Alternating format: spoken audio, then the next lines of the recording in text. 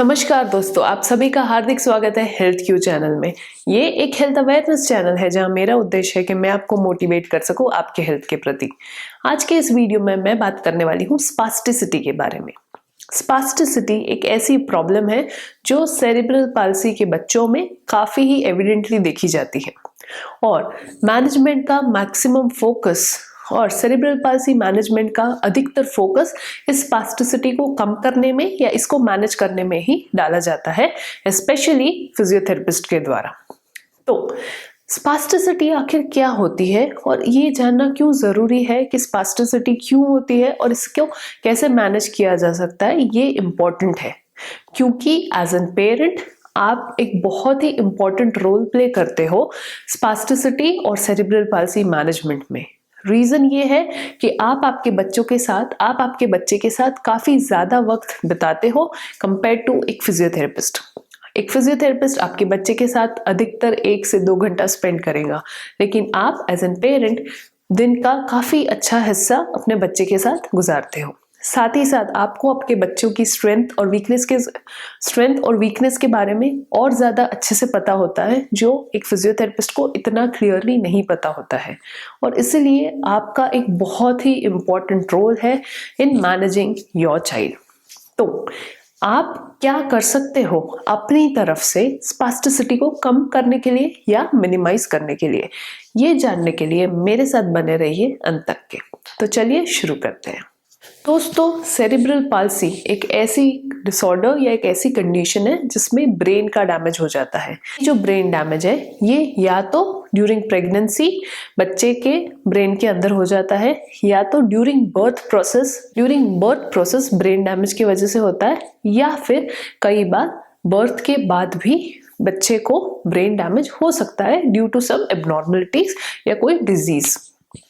अब इस brain damage के चलते हुए जो बच्चा है वो एक एविडेंट सिम्टम्स दिखाएगा, जैसे कि डिलेड डेवलपमेंटल माइलस्टोन्स और साथ ही साथ सब टोन एबनॉर्मलिटीज, यानी कि उनको मूवमेंट्स के रिलेटेड कुछ ना कुछ एबनॉर्मलिटीज देखी जाती है, जैसे कि स्पास्टिसिटी, एथिटर्सिस, कोरिया एक्सेट्रा।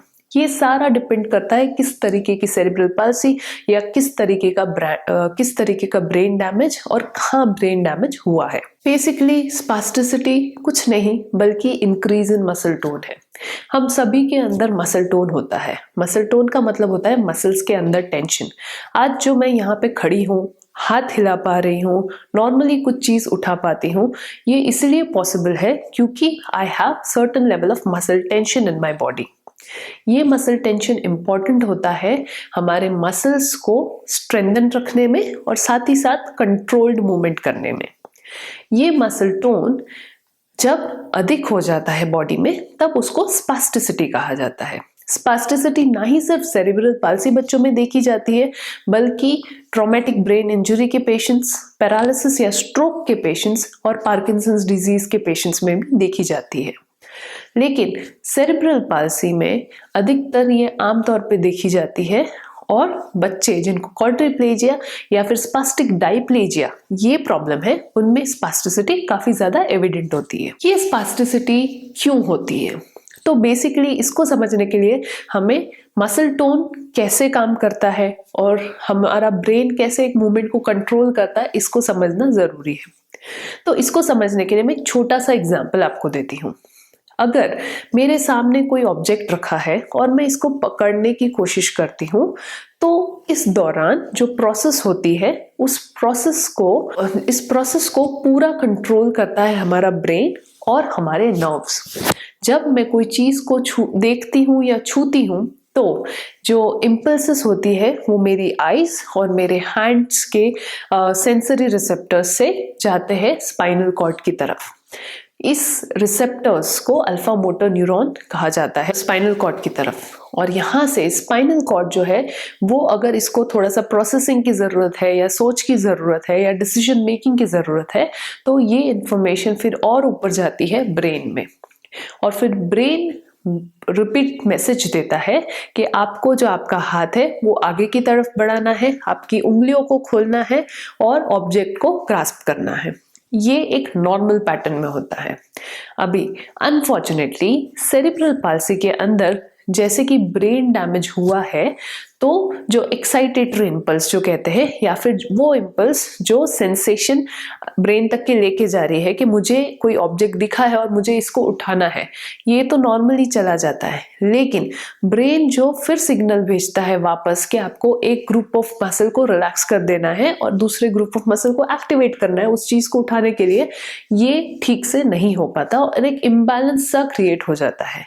और उसी की वजह से जो ग्रुप ऑफ मसल्स को रिलैक्स होना है कोई चीज को कोई मूवमेंट को करने के लिए, और जो मसल ग्रुप को कॉन्ट्रैक्ट करना है या काम करना है, ये दोनों ही साथ में काम करने लगते हैं। एक ग्रुप ऑफ मसल जिसको रिलैक्स होना था वो नहीं हुआ, वो भी एक्टिवेट हुआ, और साथ में जो दूसरा मसल ग्रुप था जिसको चीज उठानी थी वो भी एक्टिवेट हुआ, और ये दोनों ही ज्यादा एक्टिवेट हो गए, हाइपर एक्टिव हो गए, जिसको ही हम मेडिकल टर्म्स में या फिर सीपी स्पास्टिसिटी की तरह देखते हैं। इसी वजह से स्पास्टिसिटी में यूजुअली आप देखोगे कि जो बच्चा है उसको इंक्रीज इन मसल टोन दिखेगा, यानी कि जब भी कोई मूवमेंट को आप रिपीटेड कर रहे हो तो वो जो मूवमेंट है वो धीरे धीरे टाइट होती जाती है। साथ ही साथ मूवमेंट में एक रेजिस्टेंस सा फील होता है, एक तनाव सा फील होता है।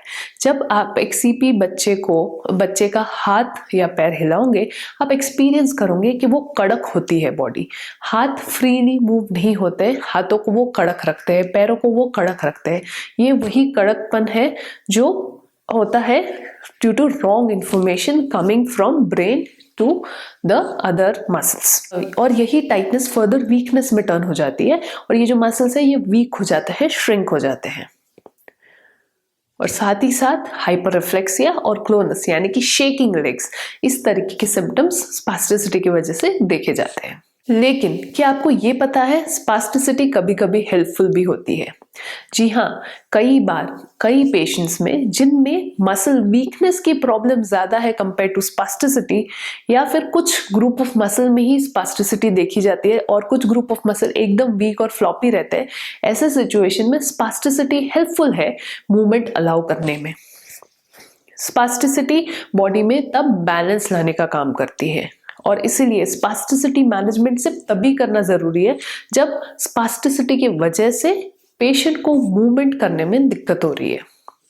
ये जो स्पास्टिसिटी मैनेजमेंट है ये कोई वन टाइम ट्रीटमेंट नहीं होती है, ये एक्चुअली एक तरीका है, एक वे ऑफ लाइफ है जो आपको इनकॉर्पोरेट करना पड़ेगा आपके बच्चों के दिनचर्या में, जिसके मदद से आप स्पास्टिसिटी को मेंटेन करके रख पाओगे, ना ही उसको बढ़ने दोगे।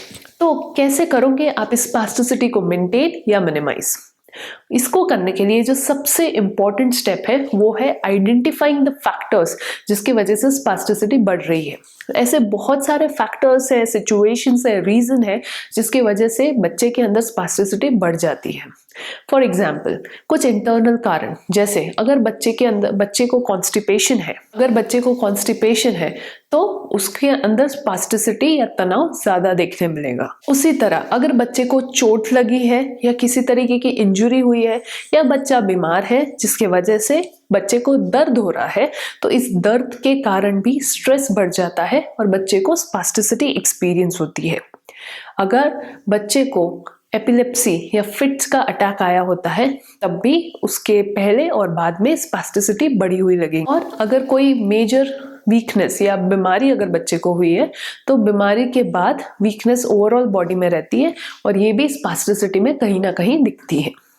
और इसके अलावा कुछ एक्सटर्नल फैक्टर्स भी होते हैं जिसकी वजह से स्पास्टिसिटी बढ़ जाती है, जैसे कि एकदम तेज नॉइस या आवाज। आपने कई बार नोटिस किया होगा स्पास्टिसिटी या फिर सेरिब्रल पाल्सी बच्चों में बहुत तेज का जब आवाज होता है तो बच्चा एकदम हाथ और बॉडी को टाइट कर देता है। इसको एक्स्ट्राटल रिस्पॉन्स भी कहा जाता है। लाउड नॉइज या सडन मूवमेंट बच्चे को घबरा देते हैं और उसकी वजह से स्पास्टिसिटी भी बढ़ जाती है।